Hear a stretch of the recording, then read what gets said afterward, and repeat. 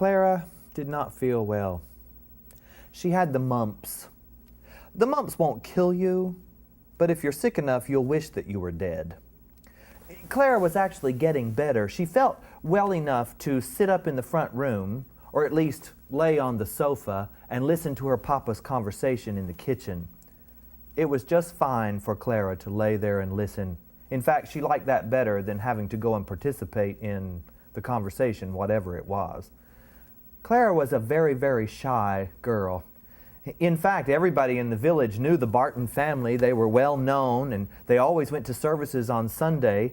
Clara would see friends and relatives at the services, but she never looked up. She never shook hands. She always had her head down and was flushed with embarrassment. She was just horribly, painfully shy.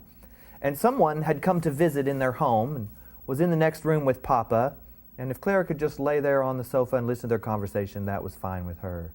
But then, all of a sudden, she heard her Papa say, "Clara, come in here. I want you to meet my friend." Oh, for heaven's sake. She would probably say something stupid and embarrass herself. But her Papa was not the kind of fellow you could say no to.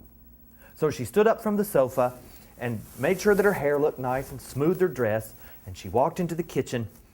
When she walked into the kitchen, the gentleman who was standing there talking to her Papa walked right over without introducing himself, and he took her by the chin, and he turned her face so that he could study her profile. He said, "Mm-hmm." Then he turned her head to the other side. "Uh-huh."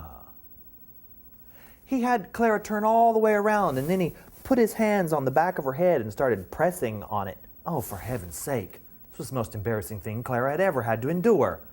Finally, the man said, "All right, Clara, I'm finished with my examination. You may be excused." Clara walked right out of the room. She didn't know what all that was about, and she certainly wasn't going to stay to find out. That evening at supper, Papa explained it to her. "Now, Clara, I had Dr. Fowler come and give you a quick examination." "Oh, Papa, I'm getting better. I feel much better than I did yesterday. I don't think I need to see a doctor." No. It's not for your mumps. He came to examine your head." "Papa, that's not funny. I had the mumps. I don't need my head examined. I'm not crazy." No, you don't understand. Dr. Fowler is a phrenologist. That means he studies the shape and size of a person's head and feels for different bumps and indentations on their skull. He feels by studying your head, he can tell a lot about your personality. And he hit it right on. "Clara," he says, "you're very shy." "Well, Papa, everybody knows that. I don't even like to talk to people at church." "Yes, but he says to help you get over your shyness, that we should put you in front of people. He says that you're very shy and not very brave, but you would be fearless if you were to become a school teacher. It would help you gain confidence." Clara was absolutely astounded. I couldn't stand in front of a classroom of children. I have a hard time talking to someone one-on-one, much less to a whole group of people." "I already checked into it," said Papa, "and there is a position available. You could take the teacher's examination this spring, and then in the fall, you could start teaching at the Little Texas Schoolhouse." Clara nearly fainted. The Little Texas Schoolhouse? Everybody had heard of that place. No one was quite sure why they called it Little Texas Schoolhouse when it was in the town of Oxford, Massachusetts. Maybe they called it Little Texas because the children acted like wild cowboys and Indians. They were horrible. There were all kinds of stories. Why, one time, the teacher had turned around to write something on the chalkboard, and while he was busy writing, boys from the back of the class came forward and set his desk on fire. When the man turned around, books and pages were blazing, smoke was filling the classroom. That teacher was dismissed in horrible disgrace. He couldn't control those hoodlums. And then the next teacher the school board hired had to excuse herself to go to the toilet. And while she was in the outhouse, the students locked the schoolroom and ransacked the place. They splattered ink from the ink bottles all over the walls. They tore pages out of their books.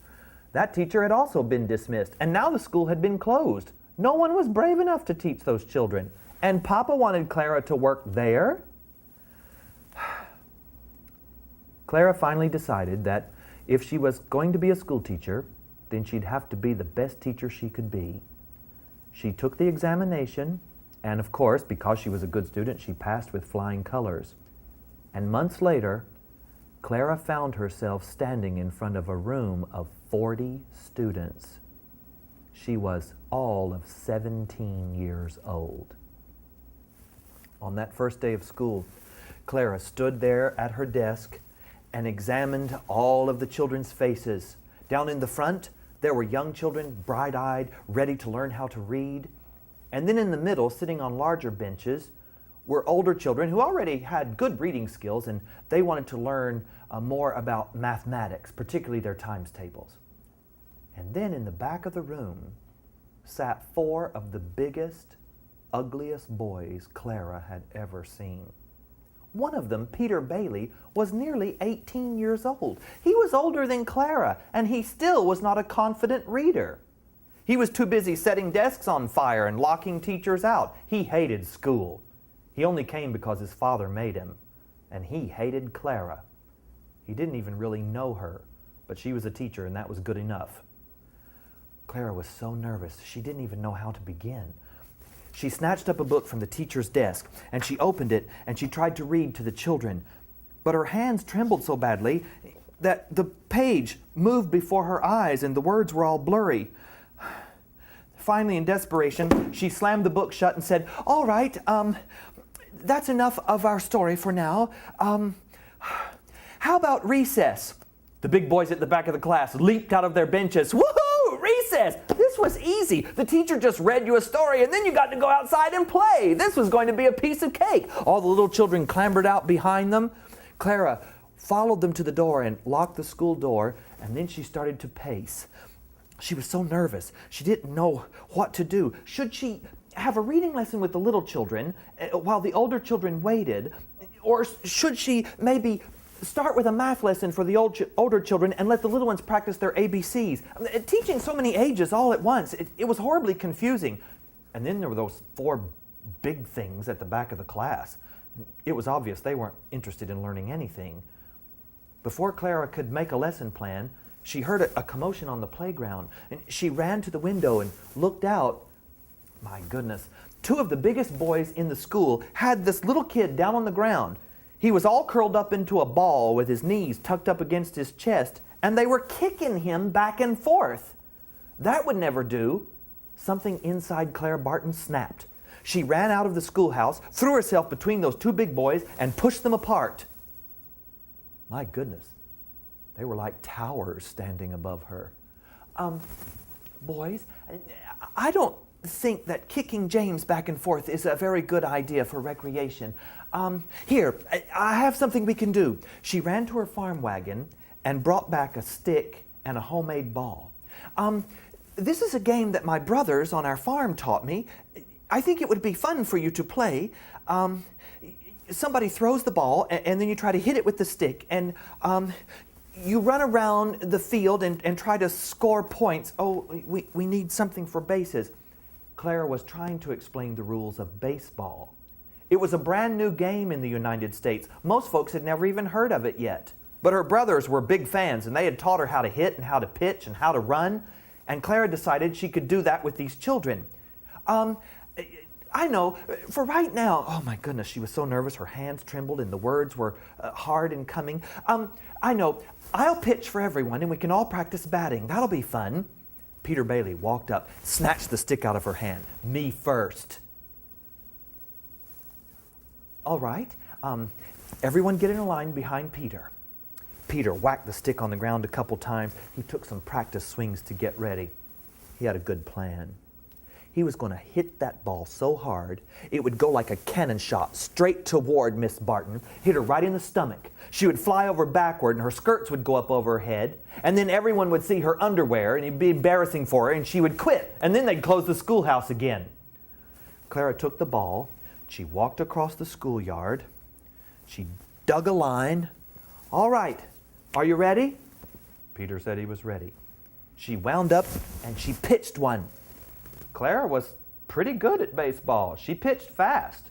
The ball whizzed right past Peter Bailey and bounced off into the weeds. He didn't even have time to give it a swing. "Oh, you see, Peter," said Clara, If the ball goes by and it's a fair pitch and you don't swing, that's called a strike. But you have 2 more chances. Peter banged the stick. He wasn't going to miss this time. When Clara pitched the ball, he gave it a terrific swing. There was a big swoosh, and the ball bounced off in the weeds. The little children started to laugh. Stupid Peter Bailey. He doesn't even know how to read, and he can't hit a baseball. Peter's face got red with anger. He squeezed hard on the stick. And when Clara took the ball and gave it a 3rd pitch, Peter put his plan into action. Wham! When he hit the ball, sure enough, just like a bullet, it went straight for Clara's stomach. She took 1 step to the side and whack, caught the ball bare-handed. It burned like everything, but she didn't let Peter know that. She just smiled and said, "Oh, Mr. Bailey, if I catch the ball before it hits the ground, that means you're out." And then all of a sudden, Clara had a burst of inspiration. A brand new rule for baseball. Now, when you get out, Peter, then you have to come over here to the bench and sit under the shade tree on the bench and practice your times tables. Do you know your times tables? No. Well, that's why I'm here. I'm here to teach you. Come right over here and sit down, and I'll help you practice. Now, repeat after me. 2 times 2 is 4. 2 times 2 is 4. 2 times 4 is 8. 2 times 4 is 8. 2 times 8 is 16. 2 times 8 is 16. Good, good. Now, you practice those math facts while I let someone else bat. Pretty soon, Clara had struck out another big boy. Now she had 2 big fellows who were never interested in school sitting there on the bench practicing their multiplication tables. 2 times 2 is 4. 2 times 4 is 16. No, stupid. 2 times 4 is 8. Oh, 2 times 4 is 8. 2 times 8 is 16. When the little children had their turn to bat, Clara would pitch a little bit more softly for them, give them a fair chance. She suddenly realized that her hands were no longer shaking. Her voice was strong and clear. She had done it. She had taught these children. Granted, it was only baseball, but that was something. It was a good start. With much confidence, Clara called the class together and she said, "Now, boys and girls, ladies and gentlemen, we're all going to go into the schoolhouse and start again. We're going to have our lessons. We're going to learn to read. We're going to learn our multiplication tables. We're going to enjoy each other's company.